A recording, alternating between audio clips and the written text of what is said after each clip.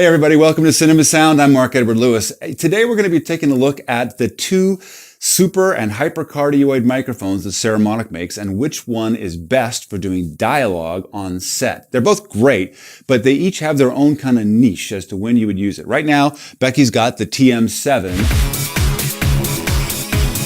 on the UW Mic 9 wireless boom pole transmitter, which is totally dope. The TM7 probably has the narrowest polar pattern of any hypercardioid I've ever seen. In fact, I don't really want to call it a shotgun mic. I call it like a rifle mic. It's so narrow in its polar pattern. Let's see how it is. Melita's going to just give us some fantastic dialogue, and Becky's going to point it at her and then go off axis and then back and then off axis right and then back. See what you notice. Recently rediscovered something very fantastic. The flavor combination of strawberries and banana. Real strawberries and real banana. Fantastic. I was eating eggs, sausage, strawberries, and banana.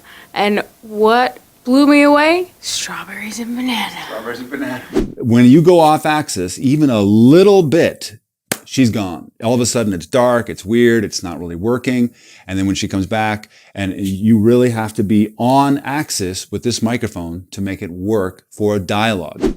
Now with the TM1 on the boom pole, let's see what happens with this. The TM1 has a slightly wider polar pattern, and it also has a really energetic frequency response, specifically designed to get dialogue. Nothing else. It doesn't get a big wide body. It's just really, really edgy. And in my opinion, it sounds identical to an NTG4 for about $100 less.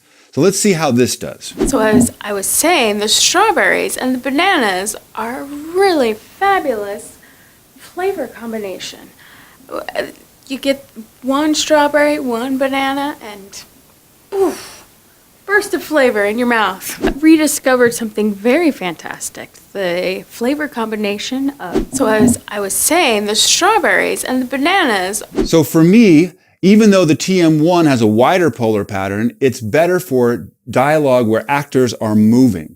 Why? Well, because you're never going to be able to point that TM7 at a mouth perfectly while actors are moving. The TM1, however, has that wider polar pattern, and you can be a little less accurate and still get a great sound and a good frequency response and a lot of good dynamic range. So if your subject's static, like in an interview, or it's a drama where they come into place and say lines, boy, the TM7 is definitely your choice. But if the actors are in motion, I strongly suggest that TM1.